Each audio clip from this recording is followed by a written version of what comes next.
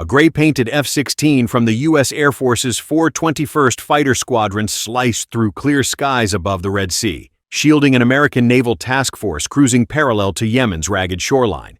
30,000 feet below, hidden inside the stony folds of Sa'ada province, Houthi technicians brought an aging SA-6 mobile battery to life. Radar dishes spun, target lock chirped. 2 streaks of white flame leapt from the launcher, surface-to-air missiles accelerating to nearly Mach 3.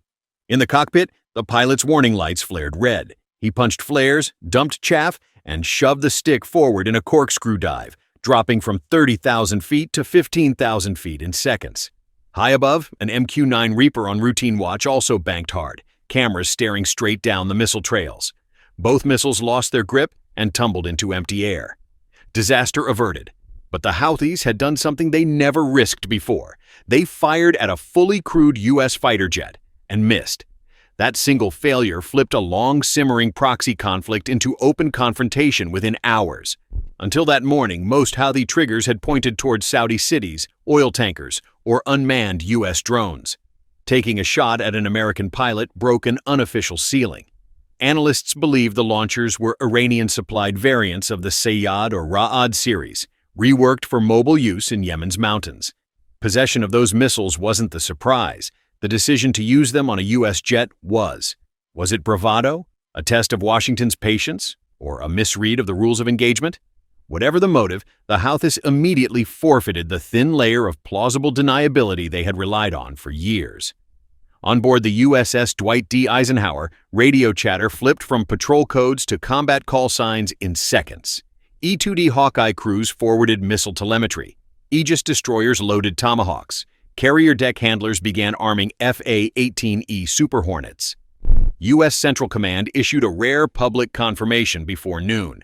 A U.S. fighter aircraft and an MQ-9 operating in international airspace were engaged by surface-to-air missiles fired from Houthi-controlled territory.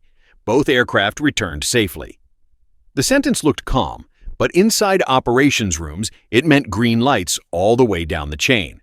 By 12 o'clock, satellite snapshots and the Reaper's full-motion video pinpointed a launch site tucked between terraced hills 40 miles northwest of Sayada City, a known Houthi logistics hub. Commanders worried little about chasing the truck. They wanted the network that guided it. Radar vans, command shacks, power generators, everything that talked to that launcher became a target. Late afternoon, 2 guided missile destroyers, USS Laboon and USS Mason, rose and fell on Red Sea swells. VLS hatches clanged open. Tomahawks roared eastward, hugging 6 meters above the water before pitching inland. Almost at the same moment, a quartet of Super Hornets slipped off the Eisenhower's deck.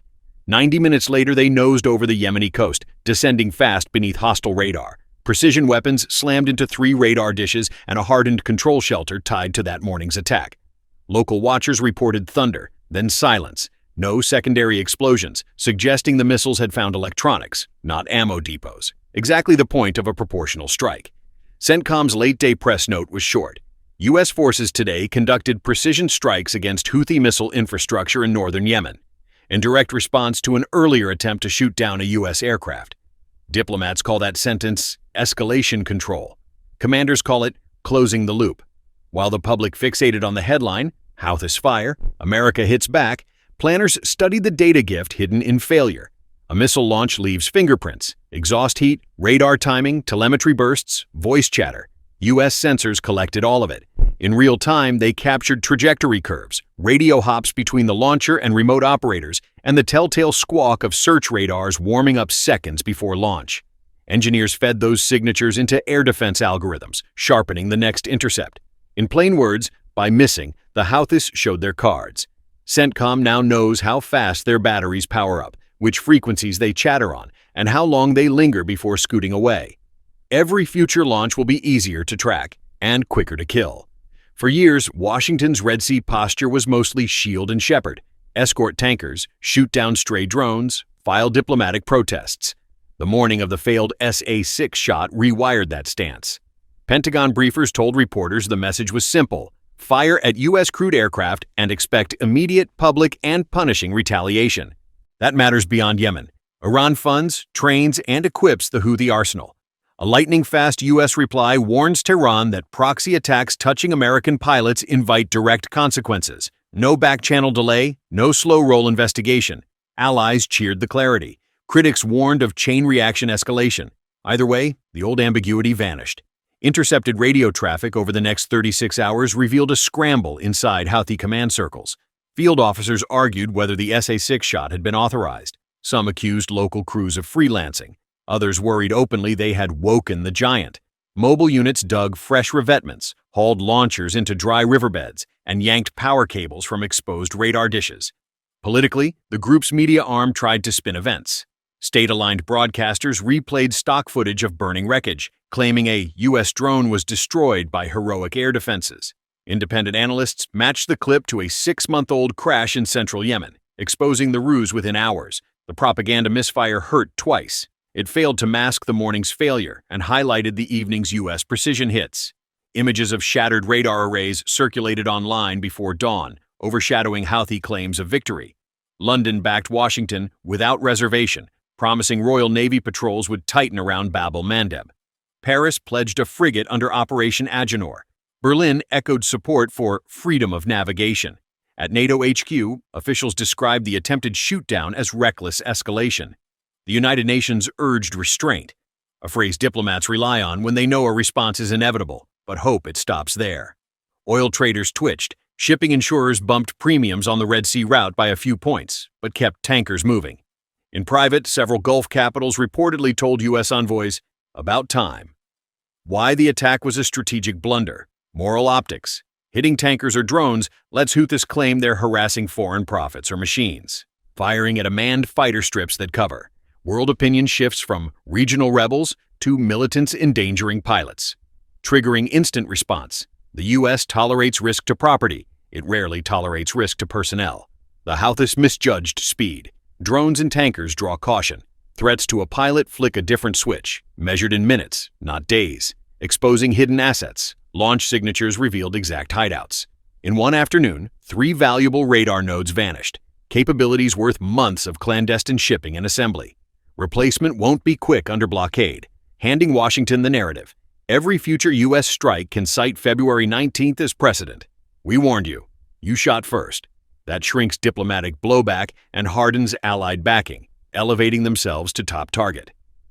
CENTCOM watch lists just promoted Houthi air defense crews from periodic threat to priority. Expect more overhead surveillance, more cyber probes, and quicker kinetic action. That forces Houthis to scatter, dig deeper, and spend scarce cash on concealment instead of offense. Within 48 hours, American ISR shifted from routine patterns to persistent stare. Triton drones loitered longer. Global Hawks snapped synthetic aperture images of every suspected storage shelter, and Navy P-8s stitched radar sweeps into 3D terrain maps. Carrier air wings drilled time-sensitive target runs daily. Destroyers refreshed software to prioritize SA-6 search frequencies. Rumors floated that a Marine Expeditionary Unit had quietly repositioned closer to Djibouti, ready for non-combatant evacuations if merchant traffic fell under mass attack. Houthi rocket salvos against U.S. assets paused, though drone launches at Saudi sites continued. Inside intercepted chats, commanders fretted that any radar pulse strong enough to scan the skies might invite another Tomahawk. Many units reverted to passive optics, reducing range and lowering confidence. Iran now faces a puzzle. Keep funneling missiles and risk each one becoming a data point for U.S. targeting, or dial back support and watch influence fade. Tehran's foreign ministry statements condemned American aggression, yet IRGC logistics flights into Yemen reportedly slowed the following week. Meanwhile, Egypt and Saudi Arabia relished the demonstration of U.S. resolve.